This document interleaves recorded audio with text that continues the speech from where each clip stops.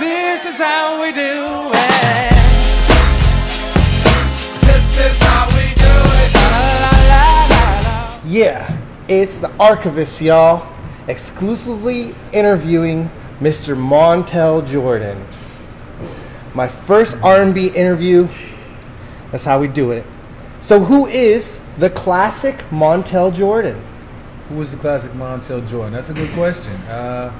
Classic Montell Jordan is a party starter, a party finisher, probably a balladeer that a lot of people don't know about.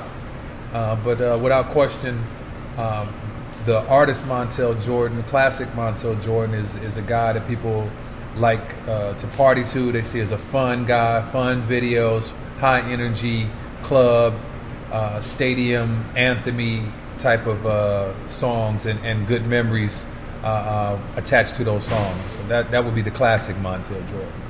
And tell us how it was being part of the Def Jam family and the success behind it.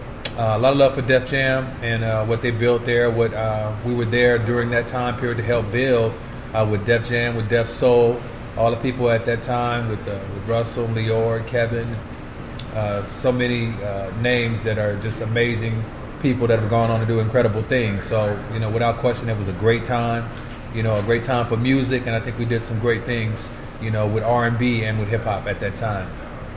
And one of your mid-90s hits, This Is How We Do It. How did you come up with this concept, and tell us what it really did for you as an artist?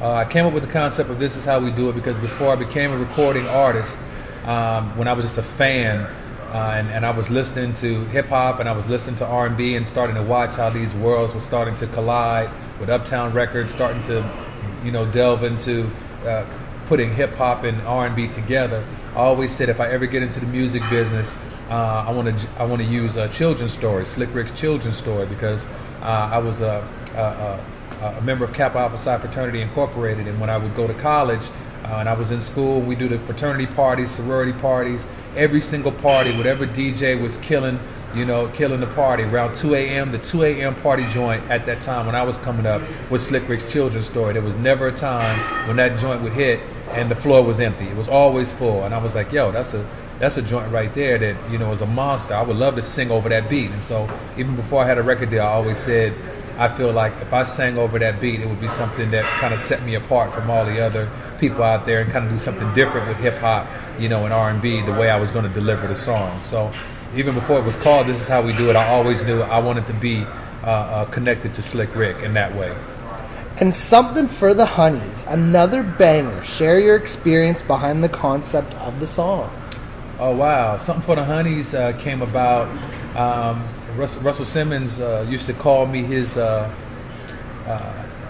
rap singer. And when he signed me on as his rap singer, one of the things that I did was I made a song on my very first album.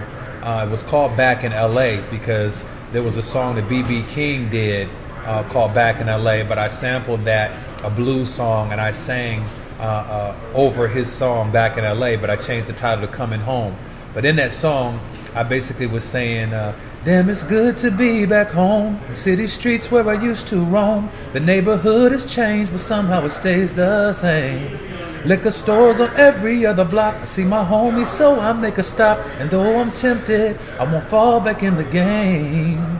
My next stop is filled with love because it's moms and pops I'm thinking of. And as I get closer, I smell the barbecue.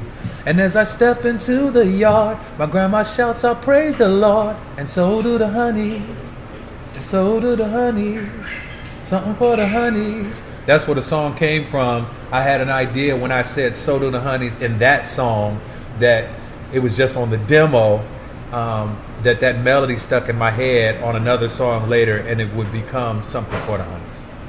And a real nice cut that you did with one of my earlier mentors back in the day, Master P in the late 90s. Sharing about the genuine vibe. Yo, I was doing a song. There was a producer. I just moved to, I was doing a lot of work out of Atlanta, Georgia, and was dealing with some noontime producers, a guy named Teddy Bishop, and he was playing me a bunch of tracks. And the second the track came on, we were all in the studio. Everybody was bouncing to this Let's Ride record. and I was singing the hook. Let's ride, love is about it. And around that time, P was big, and everybody was saying about it. And I was like, I don't know if an R&B singer can say that, but the more I sang it, the more I was feeling it. And so I was like, well, I won't say that in the song unless the guy that said it first, or one of the guys that said it first, if he's not going to put the stamp of approval on it, then I won't do it. So I went and I found Master P. He was out in Los Angeles. He was shooting a movie. I went up on the movie set. I had a big black truck. I rolled my Suburban up onto the movie set. I was looking for Percy Miller. I was like, everybody know Percy Miller? They were like, yo, he's over here. They led me to him. Tina Davis was around at that time helping make that happen. Who was, very big in the business. P came out. I said, I got a song, and I think it's nuts. And I think it's going to be a single, and I'm saying about it in the song, but I don't want to say that in a song because I respect what you've done in the business, and that without you co-signing on it, I won't do the song. So he sat in my passenger seat in my truck on the lot where he was shooting the movie. I put the instrumental in, and I was singing the song, let's ride all night, I don't doubt it, your love is about it, and I'm so excited. And while I was sitting there in the car, he was going, in the passenger side and everything, and I was like, okay. And that's how we got the song done. And what has been the best song that you've written for an artist? Best song that I've written for an artist, I guess according to popularity standpoint or the fans, I co-wrote a song with my writing partner Shep Crawford for Deborah Cox called Nobody's Supposed to Be Here. That was a #1 record and probably one of our biggest records ever. One of her biggest records ever as well. And shouts out to Deb, who's a Canadian as well. So but without question, Nobody's Supposed to Be Here is probably one of our biggest songs. The song was originally written for Patti LaBelle. A lot of people don't know that, but it was by fate that it got to Deborah like it was supposed to. And I would say that's probably the biggest record. And Get It On Tonight, another great rockin' hit. Share with us about the creation of the song. Get It On Tonight, the way that song came about, that was honestly a Kevin Lyles production when he was at Def Jam. People know Kevin, he's going on to write books and do some very great things. Had a very close relationship with him back in that Def Jam era, and he heard that song. Another artist had done the song, and he thought it was dope, and he came to me with it. And most people know that I either write or co-write every song that I've ever done. And so when he played the song for me, he said, "What do you think of this song?" I was like, "Yeah, it's hot," but it didn't mean anything to me because I was like, I didn't write it, I didn't produce it, so it didn't have anything to do with me. So it's all right. And then a couple of weeks later, he came back to me again. He's like, "Yo, what do you think about this song?" I was like, "You played this song for me like a couple of weeks ago, didn't you?" I was like, "Yeah, it's hot. It's cool or whatever." And I was like, "Yeah," but I didn't think nothing else of it. And then about another month later, I woke up out of a dead sleep, first thing in the morning, and the song was in my head. Let's go somewhere. I was like, "Yo, that song is a smash." And so I immediately called up JoJo and called up Kevin. I was like, "Okay, this song is nuts, but I got to do something different to it. I got to add some girls to it. I got to change the bridge. I got to rewrite. If they let me put my hands on it and do what I do to it, I think we can make the song, a hit." And they agreed, and the writers agreed to bring me in as a co-writer on the song, and we made it what it is today. And performing in the documentary Standing in the Shadows of Motown, how is the experience behind this? That is one of my lifetime favorite things. I got to work with an icon, with Shaka Khan, amazing vocalist, an amazing woman.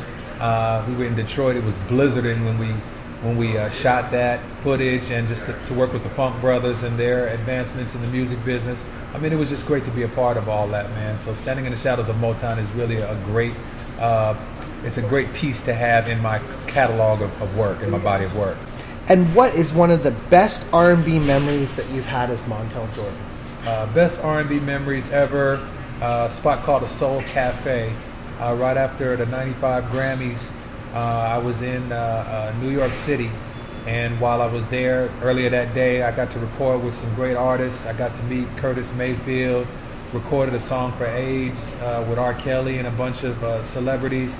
Ended up at a spot called the Soul Cafe on that night following the Grammy Awards, and got to see Isaac Hayes perform. Got to see some incredible artists in this one, with live band, live music. and I got to perform on stage live that night with Stevie Wonder, and that was like one of the most amazing nights of my life.